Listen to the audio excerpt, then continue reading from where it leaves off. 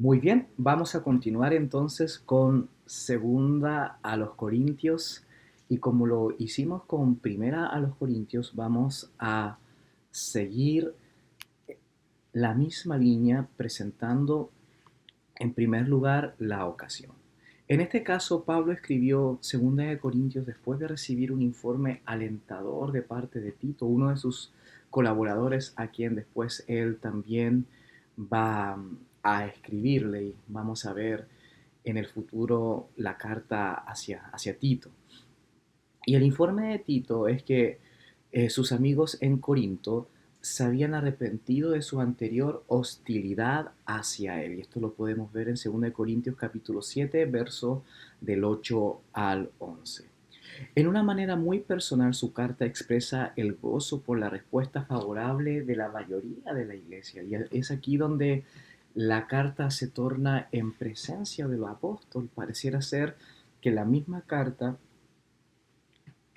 tiene un efecto positivo, pues las personas que estaban viviendo situaciones morales complicadas, situaciones de socialización complicadas, ya comentamos el tema de las divisiones, de los diferentes grupos que habían, pareciera ser que las cartas les tocó profundamente y a la situación en la ciudad de Corinto, especialmente en la iglesia primitiva en la ciudad de Corinto, mejoraron muchísimo.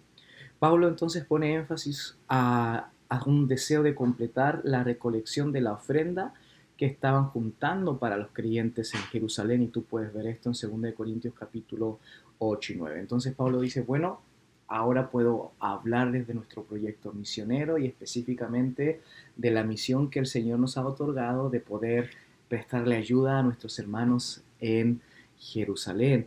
Pareciera ser que después de la, del edicto de Claudio en el año 49, que está registrado por Suetonio en el libro de los 12 Césares, ¿no? Pareciera ser que las arcas de Jerusalén comenzaron a fallar grandemente. También hubo algunos problemas políticos en Jerusalén y es allí donde la iglesia, recuerden que la iglesia en Jerusalén vivía en comunidades, entonces pareciera ser que la misma ciudad tenía poco dinero, la misma ciudad estaba manejando poco dinero, pero también económicamente la misma iglesia sufrió debido a este estrago. Entonces recuerden que las grandes arcas de Jerusalén se llenaban principalmente por las personas que estaban, los judíos que estaban en la diáspora, que enviaban sus diezmos y sus ofrendas a Jerusalén, y en este caso su mayor entrada estaba en los judíos que vivían en Jerusalén, y después de su deportación, después de su salida de Roma, entonces esto bajó considerablemente afectando también a la iglesia. Entonces Pablo dice, bueno, la situación en Corinto ha mejorado, algunas personas se han arrepentido, ya entienden que no solamente tienen que tener información, no solamente conocer la teología, sino que también practicarla, los casos morales están descendiendo, la gente se está arrepintiendo, entonces puedo incluirles en este proyecto misionero y financiero para los hermanos de Jerusalén. La autenticidad de la carta está basada ya no por Clemente de Roma, quien evidencia tempranamente en el año 95 la paternidad apostólica de Pablo para primera a los Corintios, ¿no? Aquí nos vamos a saltar casi 100 años y vamos a ir a Ireneo de León, quien es el que cita segunda a los Corintios. Y el más Clemente ni siquiera cita segunda a los Corintios, pero Ireneo lo cita y sugiere de que Pablo también es el autor. Y como les he enseñado, recuerden que las fuentes de los padres de la iglesia, es decir, los herederos de los apóstoles, en las grandes ciudades, en las grandes iglesias de la antigüedad, sus comentarios son realmente muy, pero muy valorables debido a que ellos tuvieron roce con el mismo imperio. Muchos de ellos tuvieron roce y diálogo teológico, filosófico, pero también un diálogo apologético con gente fuera de la iglesia. E incluso algunos hombres y mujeres fuera de la iglesia citan a estos padres de la iglesia. Por eso que es tan importante la fuente y la documentación que ellos registran, debido a que se tornan en fuentes medianamente objetivas y con una consideración muy, muy importante debido a que salen de la esfera eclesiástica. Entonces, en este caso, no es Clemente quien cita primero a los Corintios, sino que es Ireneo de León quien cita a segunda a los Corintios. Entonces Clemente le da la apostolicidad paulina a primera de Corintios y es Ireneo de León quien le da la apostolicidad paulina a segunda a los Corintios. La fecha y el lugar de composición es diferente a la primera carta que tenemos. Thomas Lee sugiere que el contenido de Segunda de Corintios se escribió muy poco tiempo después de Primera de Corintios, tal vez un año, luego de su reunión con Tito, como vemos en Segunda de Corintios capítulo 7, verso del 4 al 17. Y mientras Pablo todavía estaba en Macedonia. Entonces, si Primera de los Corintios se cita en el año 54, 55, Segunda de los Corintios se va a fechar en el 56 o 57. Y la integridad del texto es una materia que debemos nosotros reflexionar, pues muchos académicos cuestionan esta integridad textual de Segunda a los Corintios, dudan que la epístola fuera escrita originalmente como una unidad. Algunos afirman que varias secciones de la carta fueron escritas por separado y luego editadas en un solo documento. Son muchos los que creen por las diferentes variables literarias, pero también de temperamento que está en el escritor. En segunda a los Corintios, muchos sugieren que realmente son muchísimas cartas que en la iglesia primitiva al final se recopilaron y se dejaron en una sola carta, que fue la copia más antigua que hoy tenemos, y desde ahí salen las copias y las copias y las copias. Hay quienes sugieren que segunda a los Corintios 6 al 14, del 6 al 14 al 7.1 es la carta perdida que se menciona originalmente en 1 Corintios 5.9, ¿no? ¿Se acuerdan cuando conversábamos de que 1 Corintios realmente es 2 Corintios? Pues en 1 Corintios 5.9 dice que Pablo les había escrito una carta antes. Bien, entonces estos académicos dicen que el texto que les he citado, 2 Corintios 6.14 al 7.1, es realmente esa primera carta perdida y que se incluyó en Segunda a los Corintios, pues Segunda a los Corintios iba a ser como un compendio de todas las cartas que Pablo escribió a los Corintios. Sin embargo, el pasaje de 2 Corintios 6:14 al 7:1 está escrito claramente para considerar la separación de aquellos que son incrédulos. Y yo aquí sigo lo que dice Lee y pienso que eso convierte en improbable que el pasaje de la carta mencionada en 1 Corintios 5:9 sea realmente lo que está en 2 Corintios 6:14 al 7:1. Entonces, pienso que no. Y apoyo la posición de que era simplemente una parte integral de Segunda a los Corintios. Ahora, yo sigo lo que dice Powell, y Powell es uno de nuestros escritores centrales en el curso, y él dice que sí, que pareciera ser que Segunda a los Corintios es un compendio de muchas cartas, pues vemos al apóstol en algunas situaciones muy feliz, en otras muy triste, en algunos muy enérgico, con otros mucha esperanza, con otros muy frustrados. Entonces, la variable literaria, pero también emocional del escritor es considerable y obvia. No obstante, yo no creo que hayan sido muchas cartas, sino que al igual que Powell, creo que finalmente no se escribieron en el mismo tiempo. Pareciera ser que primero a los Corintios Pablo se sentó todo un día y escribió una carta desde principio a fin de una sola tajada, como decimos en Chile, desde una sola vez. Pero según a los Corintios pareciera ser que Pablo escribe un poquito, después sigue pensando, escribe otro poco, viaja un poquito, camina por otro lado, después escribe. Entonces son varios sucesos, y aquí confirmo lo que dice Powell, creo que es una sola carta, pero que es escrita en diferentes lugares, diferentes, aquí habla de Macedonia, ¿no? Macedonia tiene muchísimos lugares, pero también diferentes días y, y estados de ánimo y situaciones como Pablo iba viviendo lo que quería escribir, ¿no? Y siguiendo a Tomás a Lee, pienso que según a los Corintios se pudiese dividir en 6 diferentes secciones. Número 1, su prefacio. Número 2, la confrontación que Pablo hace hacia los antiguos adversarios que se levantaron contra él. Número 3, la ofrenda para los creyentes en Jerusalén. Número 4, el mensaje que Pablo hace hacia los elementos rebeldes en la iglesia. 5, los planes que tiene para visitar próximamente la ciudad de Corinto, y finalmente termina con una conclusión como siempre lo hace con sus cartas. Número 1, prefacio del capítulo 1, verso 1 al 11. El prefacio paulino contiene una salutación breve, como es su costumbre, que sigue la forma general de las cartas, y también expresó su gratitud a Dios por el ánimo y la protección que había recibido. A mí me encanta 2 Corintios capítulo 1, porque habla, cierto, del Dios de toda consolación, que nos consuela, y, y creo que es un texto y teológicamente muy profundo y muy, muy rico. Ahí vemos a un Pablo que habla y que pareciera que prepara todas las bases de lo que va a ser su carta, ¿no? Una carta de lágrimas, una carta de frustración, una carta de tristeza, pero ante todo él se basa, ¿no? En la esperanza y en el consuelo que encuentra en este Dios maravilloso que le ha dado su salvación y la salvación a los corintios.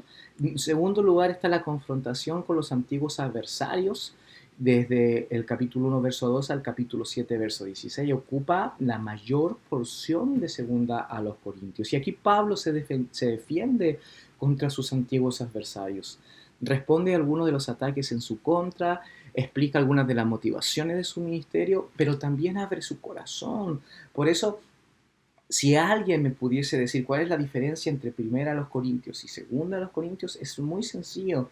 Primera a los Corintios es un manual de práctica ministerial, de cómo se puede apuntar y responder a situaciones puntuales en cuanto a moral, a ética, a culto, a los dones espirituales. Pero según a los Corintios es pareciera ser un diario de vida donde Pablo abre su corazón y comienza, no estoy seguro si decir defenderse es una buena palabra, pero sí comienza a decir de que él es también un apóstol, pues ha recibido el llamado del mismo Jesucristo, y que no tiene nada que envidiarle a los superapóstoles que hablan, ¿no? Sobre, y que los corintios buscan para poder negar la autoría o la autoridad de Pablo en medio de la iglesia.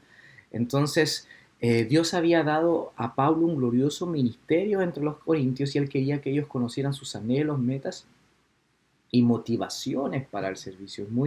Es muy lindo, porque Pablo les enseña de que finalmente el ministerio no es para ser servido, sino para servir, que se tiene ese tesoro en vasijas de barro, y que finalmente él es una persona que se goza en el amor y en el servicio hacia los demás. En tercer lugar está la ofrenda para los creyentes en Jerusalén, y es aquí donde pareciera ser que el segundo bloque es superado, la gente entiende la autoridad paulina, y Pablo les explica, ¿no?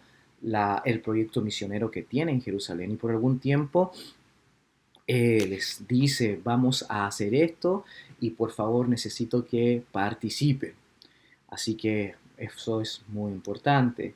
No obstante, desde el capítulo 10 al capítulo 12 hay un vuelco totalmente distinto. Y es aquí donde yo entiendo a los académicos, ¿no? Que dicen que Segunda de Corintios capítulo 10 al capítulo 13 es una carta diferente. Incluso dicen que aquí es donde tenemos la cuarta carta a los Corintios, inmersa en segunda a los Corintios. ¿Por qué digo la cuarta y no la tercera? Porque recuerda que primera a los Corintios en realidad es segunda a los Corintios y segunda de Corintios en realidad entonces sería la, la cuarta a los Corintios. Entonces aquí en el capítulo 10, verso 13, es donde tendríamos entonces la otra carta, pareciera ser la tercera, o algunos dicen hasta la quinta, pues Pablo cambia drásticamente. Si te das cuenta, Thomas Lee decía que el punto número 2, la confrontación con los antiguos adversarios de Pablo, pareciera ser que Pablo queda claro, Dios le da la sabiduría para explicar su ministerio y su legitimidad como apóstol, quedó todo claro. Después les explica el proyecto misionero y financiero para Jerusalén, pero otra vez después regresa a defender, y quiero decir que no le hace justicia a la palabra defender, pero la voy a usar prestada, vuelve a defender su ministerio y vuelve a decir que él tiene un espacio en medio de esos apóstoles a los cuales el mismo Pablo los hace llamar los superapóstoles. Y es aquí donde Pablo se glorifica en sus debilidades, es aquí donde él comenta de que recibió una visión en el tercer cielo, es aquí donde Pablo comienza a legitimar todo lo que el Señor ha hecho a través de él, pues ha sido apedreado, ha sido casi muerto no sé cuántas veces, en ayunos, él ha sido bajado por una canasta de una muralla, pues en la ciudad, ¿cierto? Lo iban a matar, a juzgar. Entonces Pablo dice de que su sufrimiento como apóstol es su mayor prueba de serlo. Y aquí hay 5 cositas que me gustaría explicarles. Número 1, la defensa de Pablo contra las acusaciones de timidez e inconsistencia, y es aquí donde hay uno de los pasajes más dolorosos que yo puedo ver en toda la Biblia y especialmente en el Nuevo Testamento, que ya voy a ver después con ustedes. Número 2, la explicación de las prácticas misioneras de Pablo. Él tiene que explicar lo que hace. Número 3, la advertencia contra la credulidad. Número 4, defensa de la independencia financiera. Y número 5, las credenciales apostólicas de Pablo, como ya lo he mencionado. Es aquí donde él tiene que explicar de que él sí es un apóstol, él ha sufrido por Cristo, él recibió el llamado del mismo Jesús resucitado, él ha experimentado todo el dolor que un apóstol puede experimentar y que finalmente esos superapóstoles a los cuales los corintios quieren seguir para que Pablo no tenga uh, ninguna autoridad sobre la iglesia, finalmente no han sufrido lo que ha sufrido Pablo, y el mismo Pablo les va a decir de que ellos son agentes de Satanás, pues los ángeles de luz muchas veces son simplemente emisarios del diablo que se visten como tal, que se visten como ángeles de luz. Y es aquí donde yo quiero hacer alusión a una de los escritos que no se incluyeron en el canon. Hay una carta que se llama Hechos de Pablo y es uno de los principales y más antiguos textos apócrifos cristianos.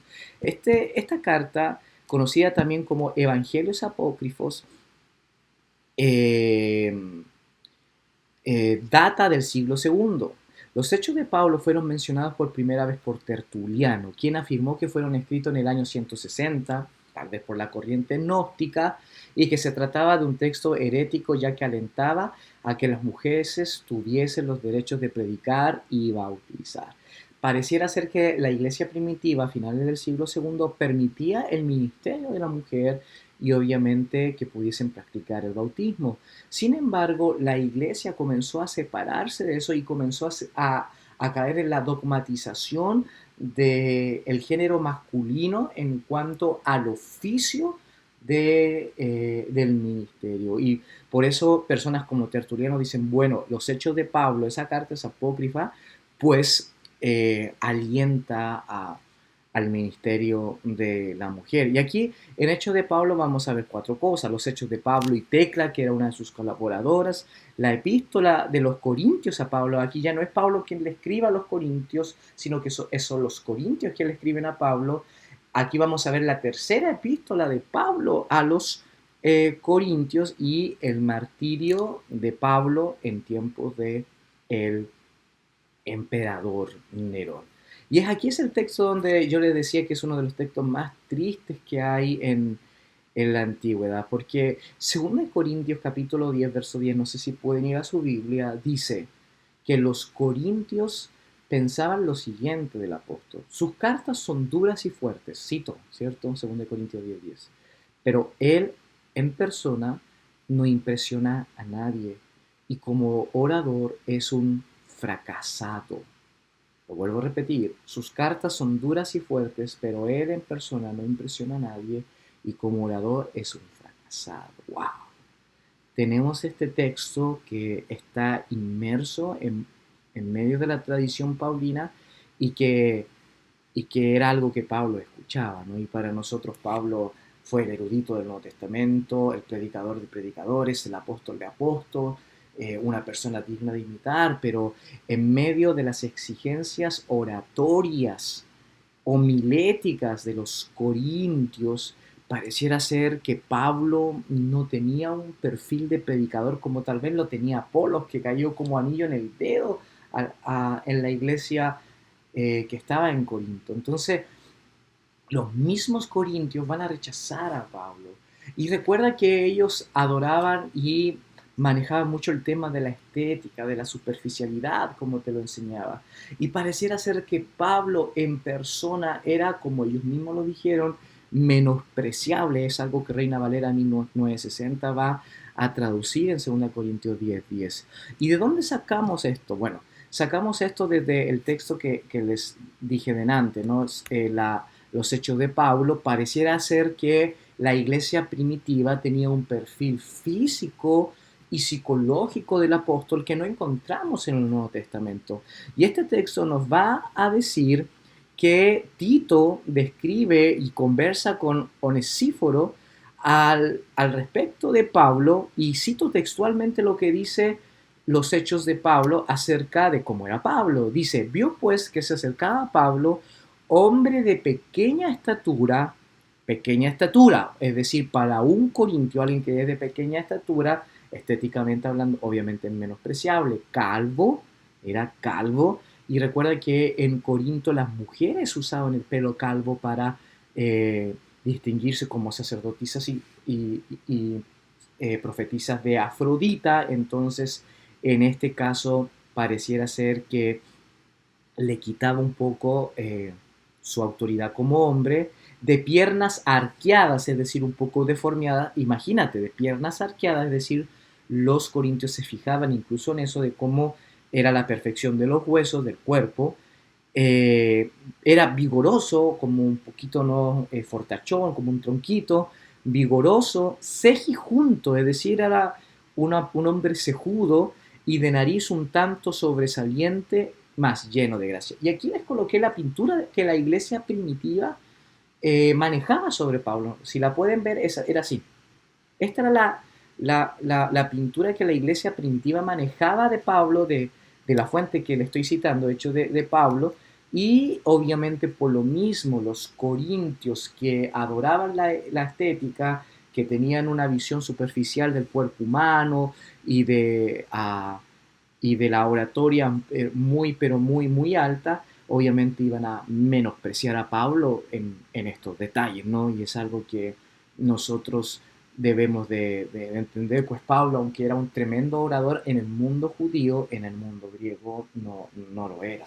Obviamente, eh, tal vez puede ser por el mismo idioma. Pablo obviamente hablaba griego, pero su fuerte era el hebreo, el arameo, y el griego y el latín parecían ser idiomas prestados, pero también el tema, ¿no?, de que el judío, el orador judío, no cultivaba tanto la oratoria, no cultivaba tanto la retórica, debido a que el orador judío sabía que lo que estaba enseñando era la verdad y que sus palabras no necesitaban hermosear esta verdad. En cambio, los filósofos griegos practicaban mucho el tema de los argumentos, mucho el tema de la oratoria, para poder obviamente acrecentar sus posibilidades de que su enseñanza, de que sus argumentos son válidos. Y termino diciendo lo que le dice Tito a Onesíforo en los hechos de Pablo, que algunas veces el mismo Pablo tenía rostro de un ángel. Entonces, como que Tito habla sobre sus cualidades, su perfil físico, pero también que determina de que Pablo tenía un rostro de ángel. Entonces, yo entiendo a Pablo cuando un hombre que es tan un erudito en su tierra, en el mundo griego es totalmente un hombre, como ellos mismos lo dicen, ¿cierto? Un fracasado y que no impresiona a nadie. Y yo, créeme que yo entiendo y comprendo a Pablo, pues lo he vivido en carne propia, ¿no? Todo, tanto tiempo viviendo en Estados Unidos y cuando en mi país era más o menos aceptable como un buen profesor, como un predicador un tanto eh, con potencia, con, no sé, con futuro, pero vengo acá a un país donde no tengo idioma, donde no sé el idioma, donde no conozco a nadie, obviamente mi autoestima, mi frustración fue tocada y es lo mismo que yo creo que le pasó a Pablo y por eso es que segunda los Corintios es su diario de vida, el diario de vida de su corazón y un hombre que tenía su corazón roto. Y si tú tienes, eres un pastor, un misionero, una misionera y tienes un corazón roto, en, muchas veces en el ministerio, bienvenido ahora. Pablo también lo vivió. En quinto lugar, y siguiendo la línea de Thomas Lee, habla sobre su planificación, hacerle otra visita en el capítulo 13, verso del 1 al 10. Aquí Pablo insistió que en su tercera visita no sería indulgente con el reproche de sus adversarios. Les aseguró que hablaría con el poder de Cristo y desafió a sus lectores a examinarse para asegurarse de que estaban siguiendo la fe, algo que explicita específicamente en el verso 5. Y en último lugar está el tema cierto de su conclusión, como él siempre lo hacía, la exhortación final de Pablo instaba a los corintios a practicar la unidad cristiana y concluyó con una bendición trinitaria en el verso 14 del capítulo 13. Ahora, quiero finalizar segunda a los Corintios con estas preguntas. ¿Hay cartas perdidas? ¿Hay cartas perdidas? Y quiero responder esto de acuerdo a lo que Powell responde en su libro. Pablo escribió por lo menos 4 cartas a los Corintios, pero solamente tenemos 2 en nuestras Biblias. Muchos cristianos han anhelado descubrir copias de las cartas extraviadas, las que se identifican con primera carta y tercera carta en el cuadro que sigue Powell en 15.1. Hoy día muchos eruditos creen que esas cartas se han encontrado y que estaban justo frente a nuestras narices todo el tiempo. Una teoría prominente sostiene que la carta conocida como Segunda Corintios en realidad es una epístola hecha con trozos que contiene no solo el trabajo identificado como cuarta en el cuadro ya mencionado, sino también con otras cartas, y es lo que ya les he dicho, donde muchos piensan que Segunda a los Corintios contiene todas las cartas perdidas a los Corintios. Bien, muchas gracias por estar con nosotros y eso ha sido eh, las cartas a los Corintios y próximamente seguiremos entonces con Gálatas y con las otras cartas de la tradición paulina. Que el Señor les bendiga muchísimo.